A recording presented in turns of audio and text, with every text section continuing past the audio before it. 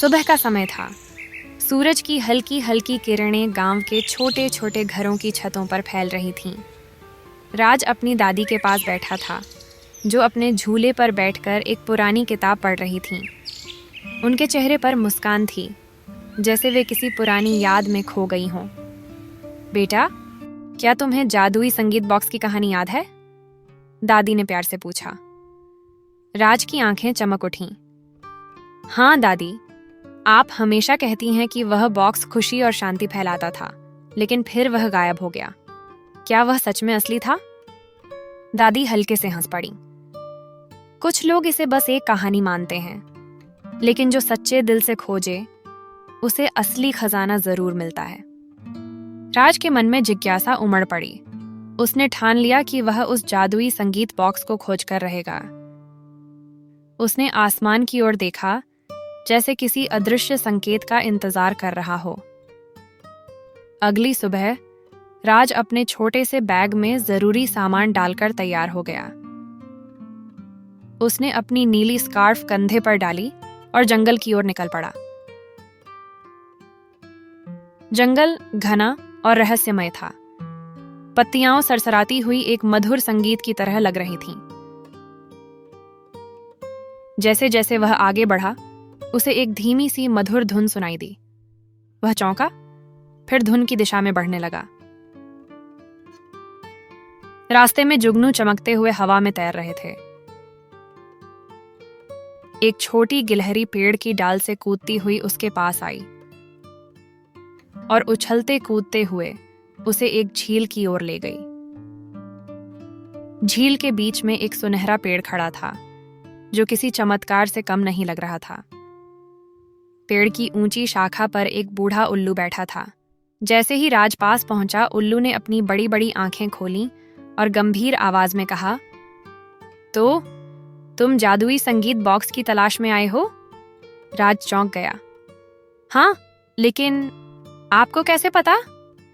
उल्लू ने हल्की मुस्कान के साथ उत्तर दिया, यह जंगल हर सच्चे खोजी की परीक्षा लेता है। अगर तुम्हें वह बॉक्स चाहिए, तो तुम्हें 3 परीक्षाएं पास करनी होंगी।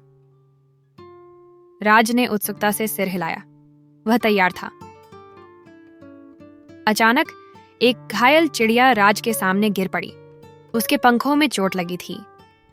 राज तुरंत अपनी स्कार्फ निकालकर उसकी देखभाल करने लगा। उसने प्यार से चिड़िया को सहलाया और कुछ ही देर में वह ठीक होकर फड़फड़ाने लगी। फिर एक मीठी चहचहाहट के साथ वह उड़ गई। उल्लू ने संतोष से सिर हिलाया। तुमने पहली परीक्षा पास कर ली। राज ने देखा कि सुनहरे पेड़ की जड़ें हिलने लगीं और अचानक वहां एक चमकती हुई गुफा का द्वार खुल गया। गुफा के अंदर चारों ओर चमकते हुए क्रिस्टल थे। बीच में एक सुनहरी हार्प रखी हुई थी। जैसे ही राज उसके पास गया, एक विशाल छाया उसके सामने प्रकट हुई। यह एक भयानक ड्रैगन जैसी आकृति थी। ड्रैगन की गंभीर आवाज गूंजी, क्या तुम मुझसे नहीं डरते? राज की सांसें तेज हो गईं, लेकिन उसने खुद को संभाला। उसने धीरे धीरे हार्प को उठाया और एक मधुर धुन बजाने लगा।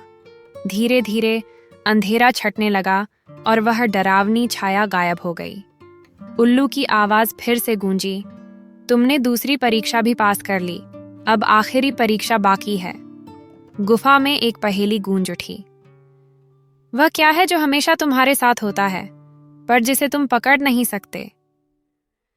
राज कुछ देर सोचता रहा, फिर उसके चेहरे पर चमक आ गई। उसने मुस्कुराते हुए जवाब दिया, समय। गुफा अचानक रोशनी से भर गई। दीवारों पर जादुई चिन्ह उभर आए और फिर वहां वह था, रत्नों से जड़ा, चमकता हुआ जादुई संगीत बॉक्स। राज ने खुशी से बॉक्स उठाया। उसने अपनी मेहनत और बुद्धिमानी से यह खजाना पा लिया था।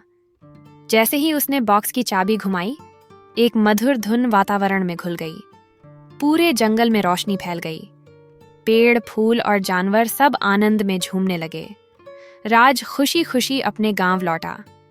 जब उसने गांव के बीच में खड़े होकर संगीत बॉक्स को बजाया, तो चारों ओर एक अद्भुत शांति फैल गई। लोग मुस्कुराने लगे, बच्चे खेलने लगे और हवा में एक नई ताजगी छा गई।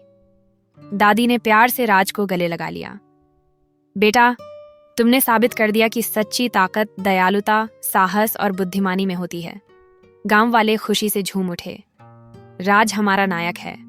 राज ने मुस्कुराकर संगीत बॉक्स को देखा। ये सिर्फ एक कहानी नहीं थी, ये उसकी अपनी यात्रा थी, जिसने उसे सिखाया कि असली जादू हमारे दिल में ही होता है।